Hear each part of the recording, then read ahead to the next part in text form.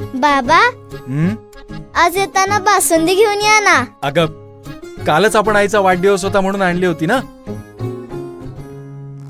ऐकलं, गोकुळची बासुंदी पुन्हा खावीशी वाटतेय. खरं सांगू, मलाही खावीशी वाटतेय.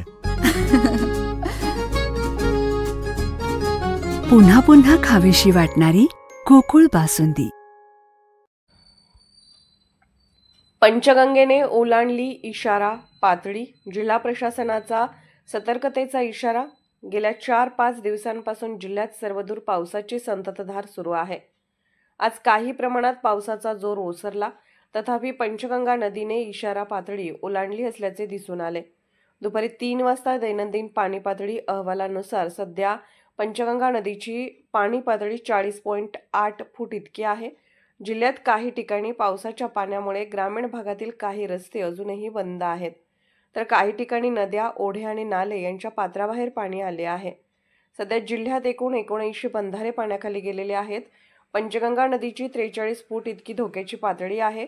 पावसाचा जोर ओसरल्याने पंचगंगेच्या पाणी पातळीमध्ये घट होण्याची शक्यता नाकारता येत नाही.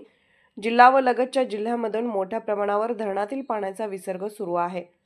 पंचगंगा या प्रमुख नदीसह जिल्ह्यातून वाहणाऱ्या इतर नद्यांमध्ये विसर्ग चालू असून या विविध धरणातील विसर्ग पुढील प्रमाणे: Radhanagari 5784 cusec, Dudhganga 25,000 cusec, Warna 34,257 cusec, Koyna 95,300 cusec, Almatti 2,50,000 cusec, Hipparagi 82,800 cusec.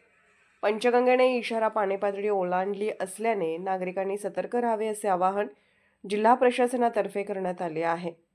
Police of India news मीडियासाठी जिल्हा प्रतिनिधी श्रावण खांडेकर सह संपादक डॉक्टर युवराज मोरे.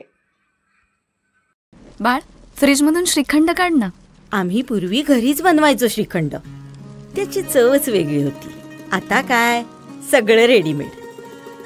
आजी, हे श्रीखंड खाऊन बघ. आज तुझ्या आईनं घरीच बनवलं की काय? हे आहे गोकुळचं श्रीखंड. अगदी जिभेवर रेंगाळणार. जिभेवरच नाही तर मनावरही रेंगाळणार. गोकुळ श्रीखंड, मनावर रेंगाळणार.